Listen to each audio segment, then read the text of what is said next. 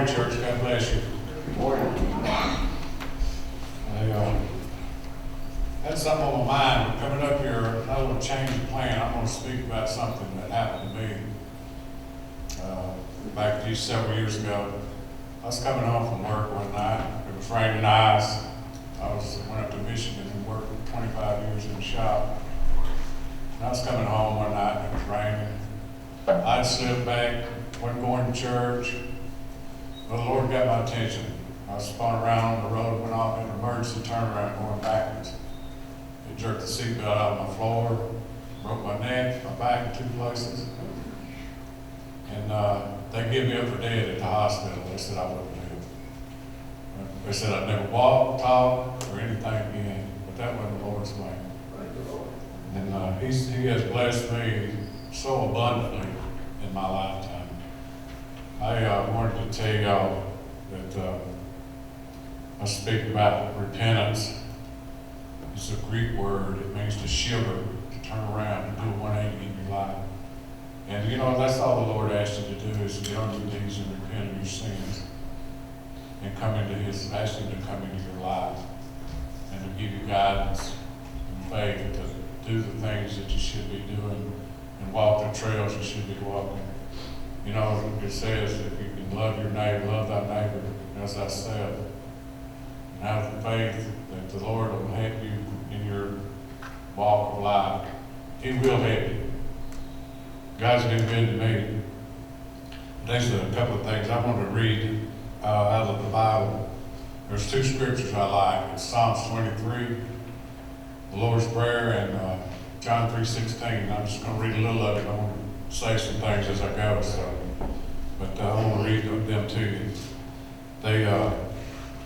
When I read the Bible, that's one of the 2 verses I read every time I read.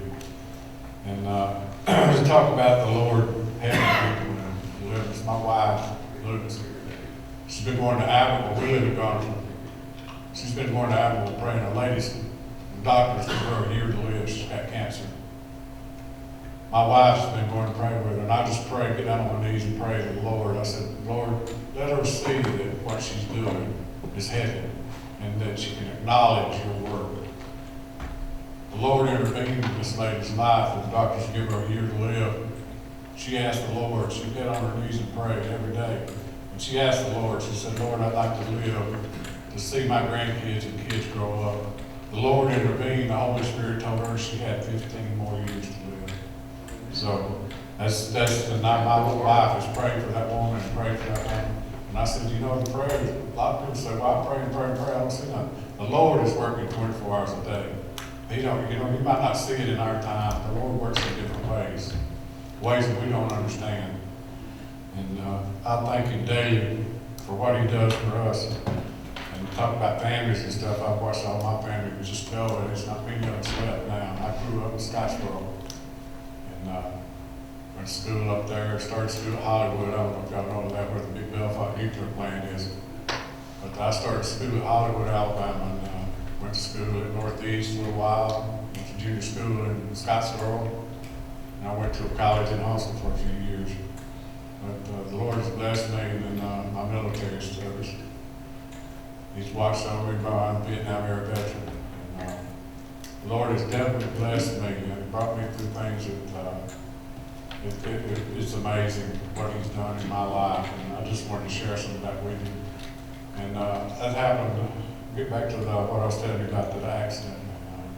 Let me finish that up. But I happened like on March the 5th. My birthday's the 14th of March. And they said I wouldn't live. But I was home on my birthday. I wore one of those halo vests. I know y'all probably seen where they put the pins in your head. I wore that from March till August. And I was laying in the hospital bed. The doctor come in there. I was in intensive care for 7 days. And for that time I spent in the hospital. The doctor walked in there and he said, I got up out of the bed. I just stood up, walked out the hallway. He said, stand on your toes. I jumped up. He said, don't do that. And I said, I'm ready to go home. I said, I can go home and heal and wear this thing. They let me go home. I wore it from March till August. And, but I tell you, that's something I wouldn't wish on nobody. But the Lord got my attention. You know, I strayed away a little bit. And He honored me. You know, I needed it, and I thank the good Lord for it. Because today I'm a better person for it, and I love the Lord with all my heart. He has actually done wonders in my life. But I want to read one other verse to you and explain a little bit. It's John 3:16. If y'all want to look at it.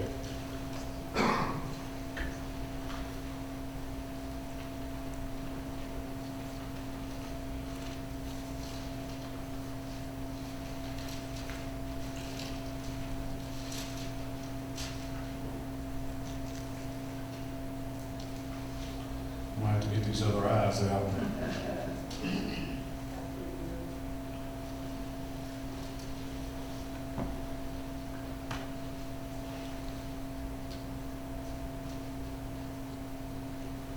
It says, "For God so loved the world that he gave his only begotten Son, that whosoever believeth in him should not perish, but have everlasting life."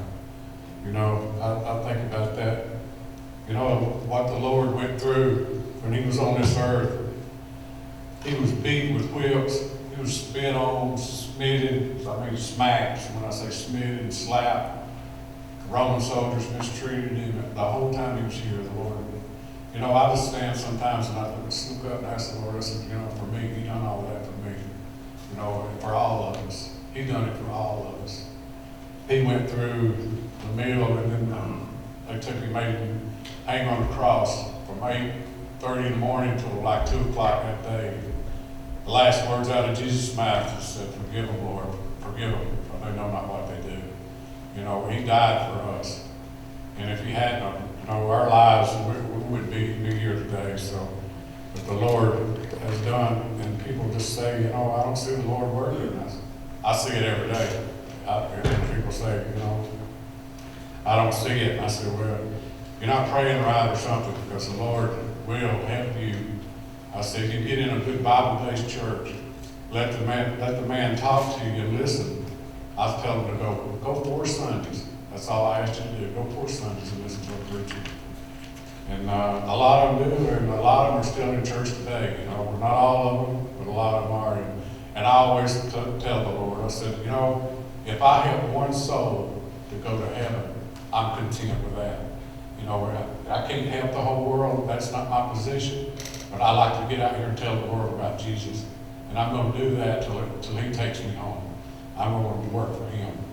And I thank y'all for letting me come and speak to you today. There's, I want to read a little bit of that other book. But I got some other things here that, you know, it's Matthew chapter 3. It says, fulfill all righteousness. It says, suffer it to be now, for this if becometh us to fulfill all righteousness. And I want to read that Psalms.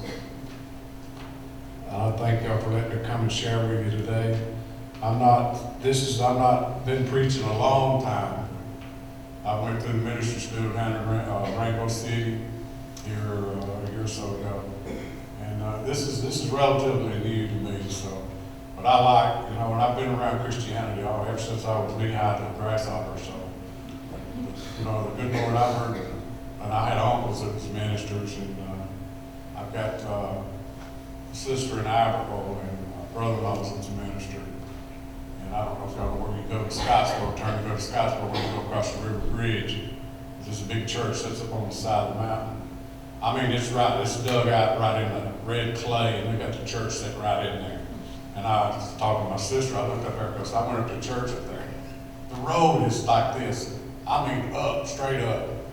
I asked my sister, I said, why do you build that church up there on the side of that mountain like that? She said, well, when the Lord comes, I'm going to be one of the first ones to go.